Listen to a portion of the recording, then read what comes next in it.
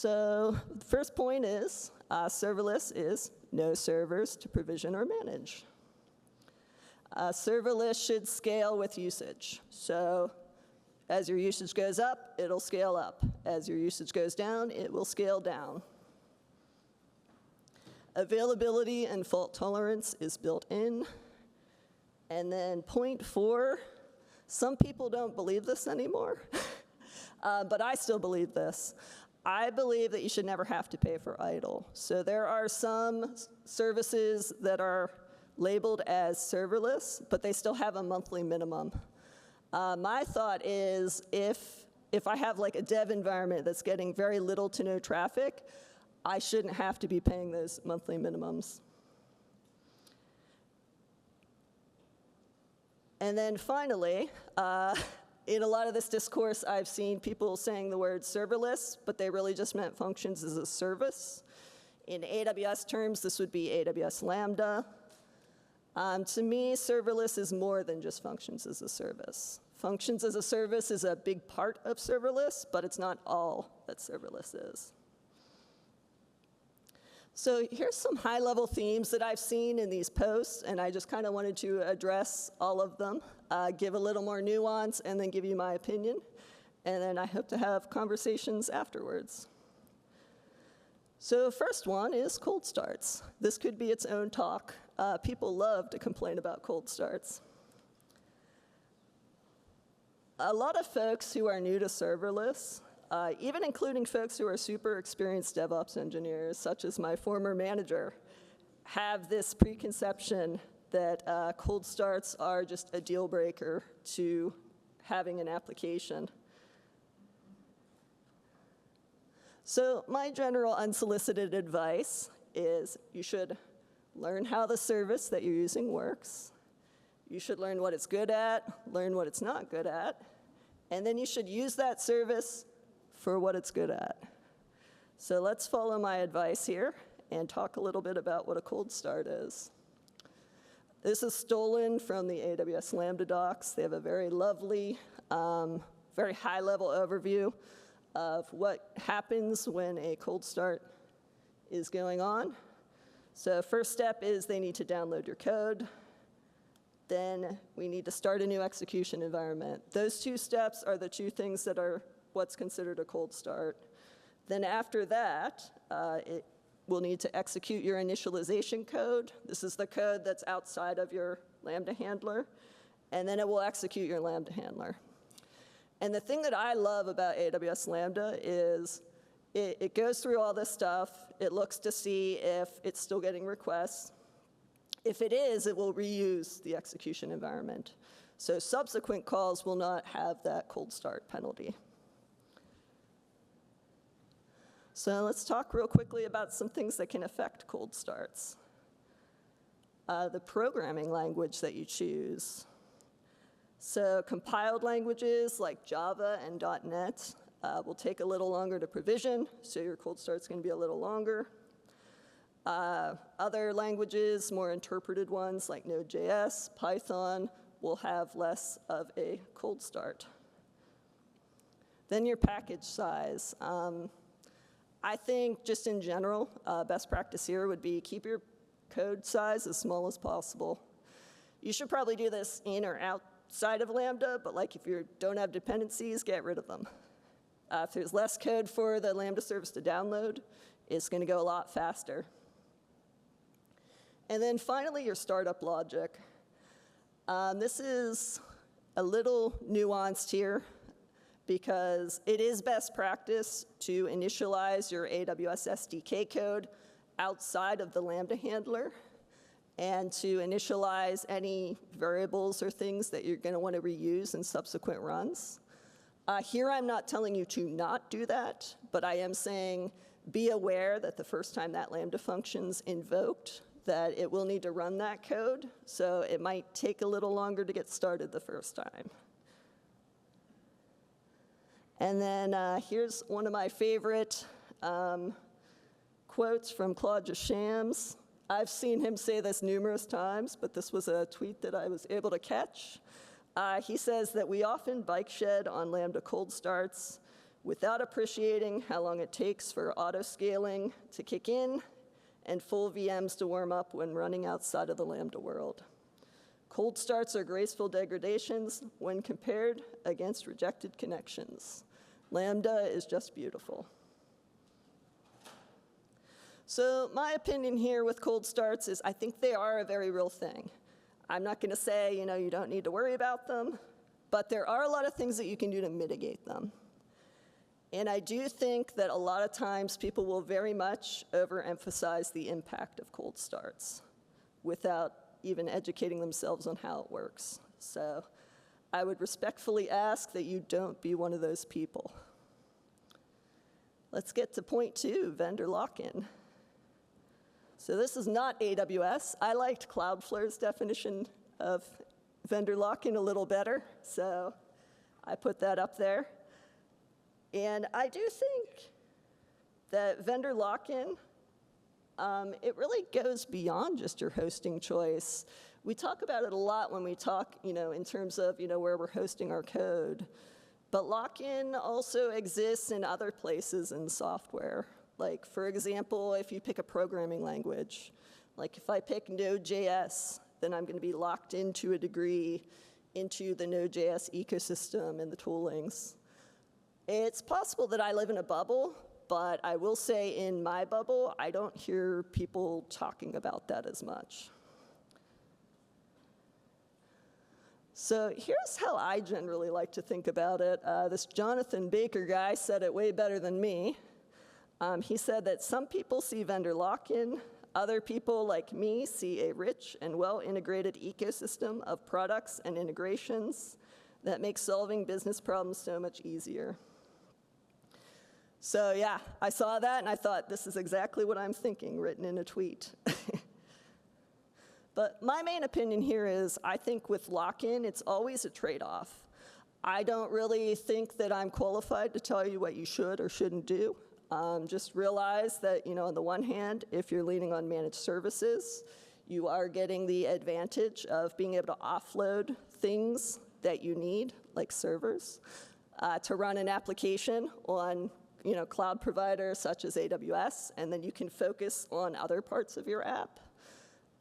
That's one thing that I've really loved about using managed services. But the downside to that is then your uptime is AWS's uptime. So it's definitely something to keep in mind. I would probably recommend just chatting with your business stakeholders when you're building something, maybe from a first principles standpoint, and think, which one do we prefer for our use case? Because different organizations will have different values. So let's get to serverless is complicated. This one is fun. So this is my friend Matt. I believe he's an AWS community builder. And what he wrote here has pretty much been my experience as well. So people who complain about serverless being complicated usually satisfy one of the following. They've never actually used serverless technologies. They've not had to deal with on-premises or cloud server-based deployments, or they're trying to sell you something. And to me, I think the trying to sell you something thing is huge.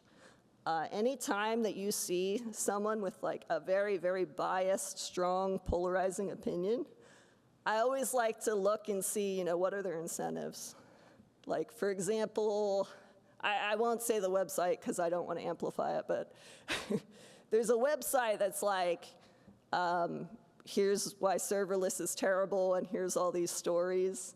And I looked, and I saw that they were building something that was like a competitor to serverless. So it's just fascinating.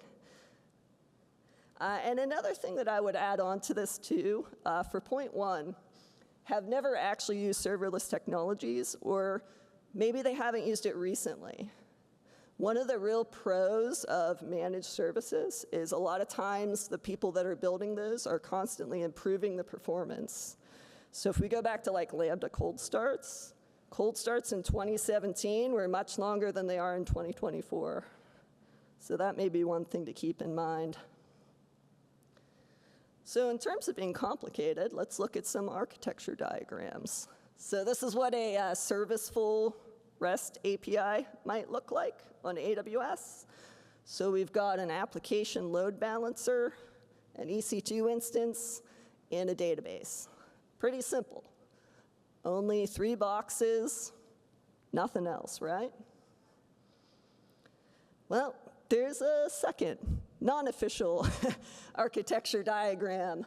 If you zoom into that EC2 instance, you'll see that there are multiple functions and routes that will then talk to multiple tables in that RDS instance.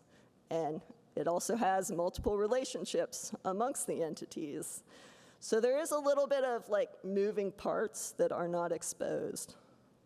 And I'm not going to say if that's like bad or good, it's just something to be aware of. So on AWS Serverless, we would build something similar to this. There's definitely many other ways to do it, but the most common way that I've seen has been Amazon API Gateway to multiple Lambda functions to multiple DynamoDB tables. And here's where my bias comes in. I will say there are definitely a lot more boxes in this than in the first one, the 3.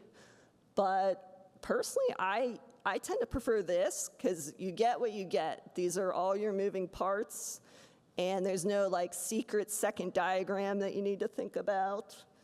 But again, that's my bias. You may think differently. So is serverless more complicated? I'm going to do the senior engineer thing and say it depends. But one of my friends, Alan Helton, he has this phrase that he says all the time. It lives in my head constantly. He always likes to say, don't confuse complexity with unfamiliarity. So I always kind of think about that when I'm working on something, and I'm like, this is really hard, or this is really complicated. I always take a step back and hear him in my head. And most of the time, it's not actually complicated. I'm just unfamiliar with it. So that has been one way to kind of help me cope with things. And I really love that advice.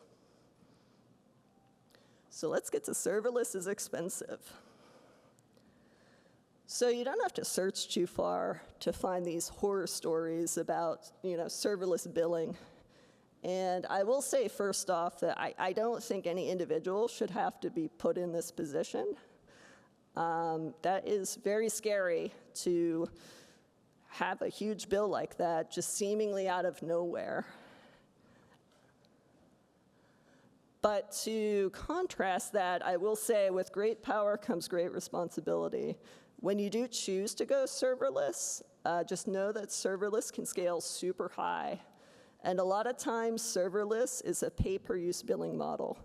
So that is really important, especially if you get into the lucky/unlucky situation of your website got a lot of traffic that you weren't expecting.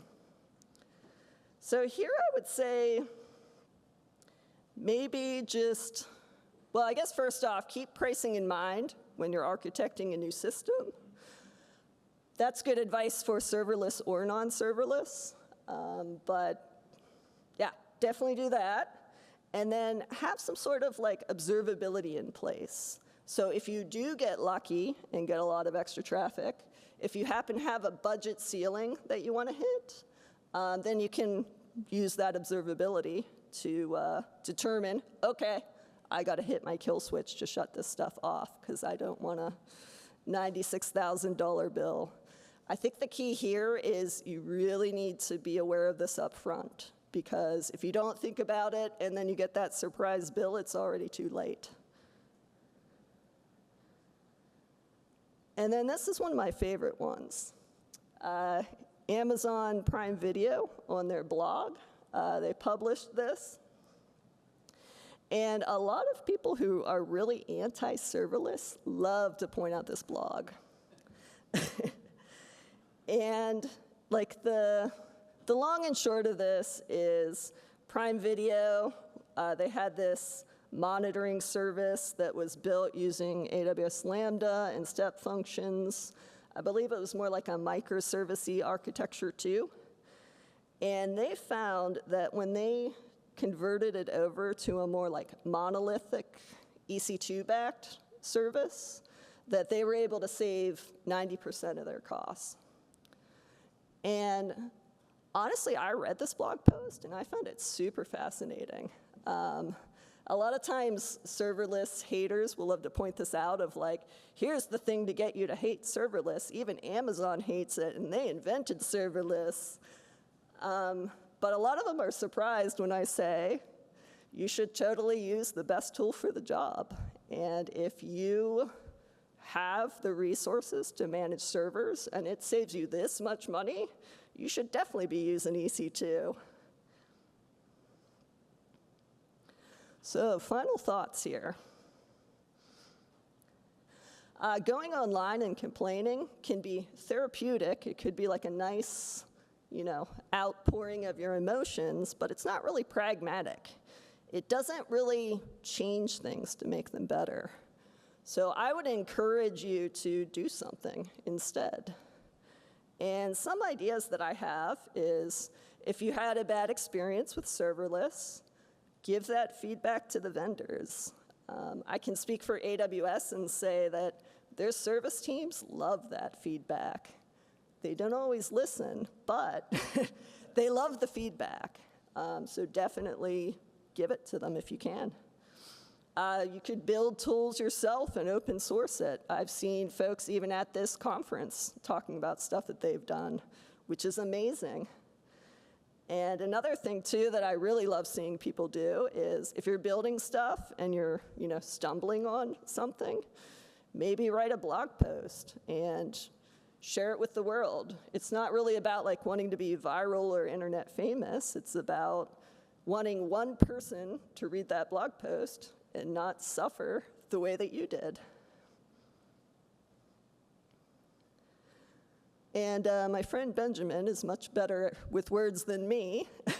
So when we were kind of like discussing this a little bit in like our serverless Discord, this led him to tweet this, and I think this is very sage. In a world of opinions, the best thing I think people should be doing is helping others to get better in the direction that works for them, not spending energy trying to convince them that their way is better.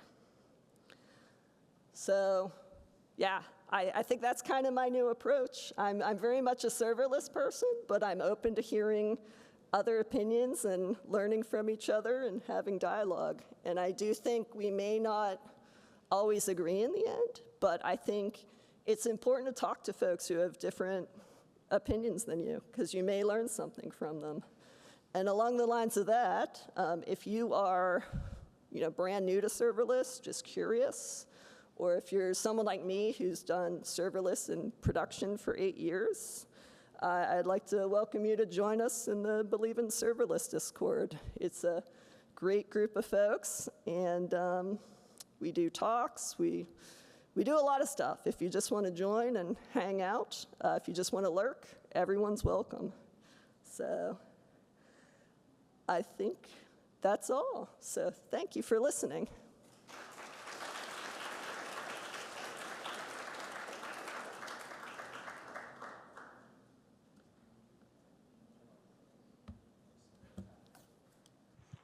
So we have time for a couple of questions, if anyone would like to. Oh.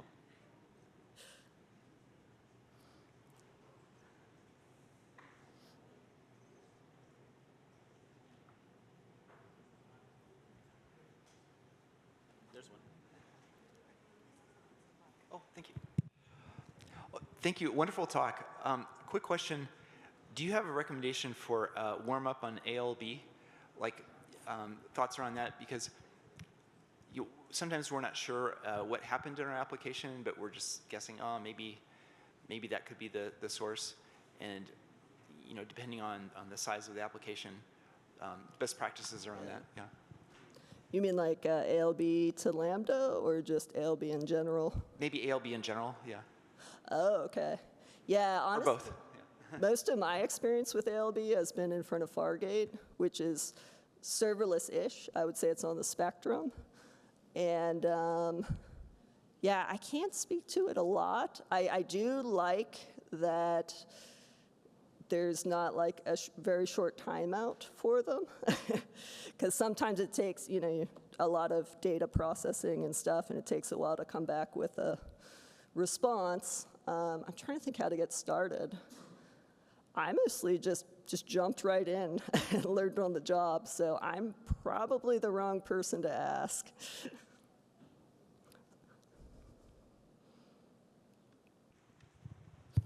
Hi, Danielle. Firstly, it was a great session. And I did try to work on projects. And the same problem which you mentioned, that I played a serverless program in Lambda, and I got a $200 bill after it. And I forgot about it completely. So I did mail the AWS folks, and they did refund my money back. And they cut it off from my bill, so that was a great thing. And I just wanted to ask you, what are the basic level projects we can do to get started in serverless?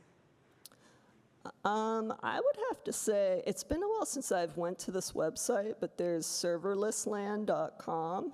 A lot of the AWS developer advocates put like sample projects and stuff up there. That's really good. Trying to think what else.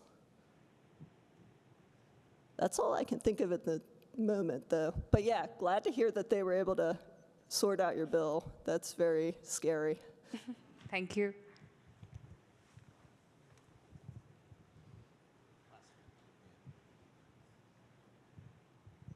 Great talk. I really enjoyed that.